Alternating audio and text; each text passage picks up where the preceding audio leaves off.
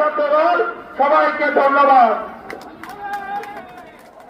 আপনাদের সামনে বক্তব্য রাখবেন যারা তৃণমূলের ছাত্রদল রাজবাড়ী সদর উপজেলা দেশব্যাপী সাধারণ সম্পাদক প্যারি সদরের সামনে সংক্ষিপ্ত বক্তব্য রাখবেন।